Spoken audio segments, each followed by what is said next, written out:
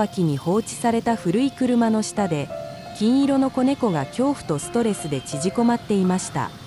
小さなうなり声を上げ、震えながら危険から身を守るために獰猛な様子を見せようとしました。丸くて警戒心の強い目が常に見回され、鋭い爪は常に誰かに反撃する準備ができていました。通行人はその光景を見て避けて通った。誰も獰猛な防御の表情をした小さな猫に近づきたくなかった。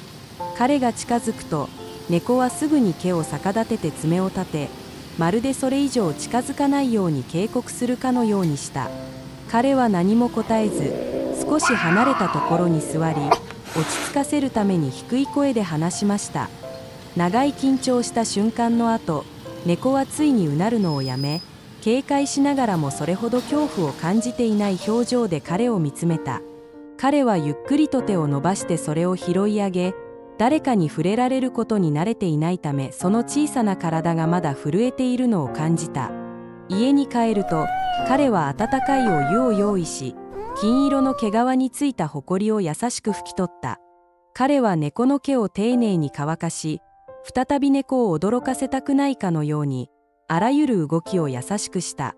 彼は鳥がもっと安心できるまで、柔らかい小さな巣、香りの良い餌の入ったボウル、きれいな水を用意しました。猫は毛皮していなかったものの、爪を立てたまま、警戒した表情で家の中をゆっくりと動き回っていた。彼があまりに急に近づくと、それはすぐに体を丸めて歯をむき出しにしました。身を守るためのおなじみの反射でした。彼はただ微笑んで座り、猫に悪意がないことを知らせるのに十分な距離を置いた。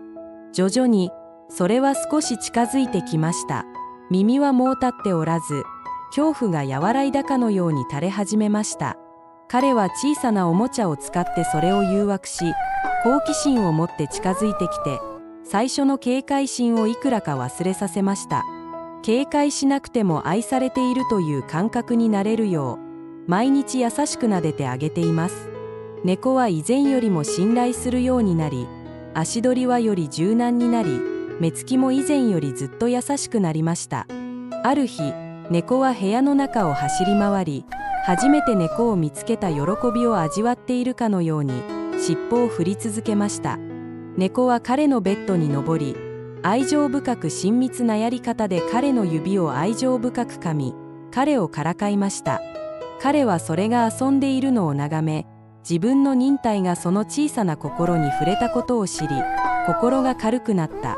猫は彼が近づいても爪を立てなくなり、撫でてほしいと優しく彼の手に頭をこすりつけるだけになった。猫はますます活発になり、好奇心が強くなり、まるで自分の居場所を見つけたかのようにいつも彼の周りをうろついていました。凶暴で臆病な猫でしたが、彼の愛情と忍耐のおかげで今では愛らしい子猫になりました。親愛なる友人、時間を割いてこの物語を読んでくださりありがとうございます。私たちを応援するために、いいねやチャンネル登録を忘れないでください。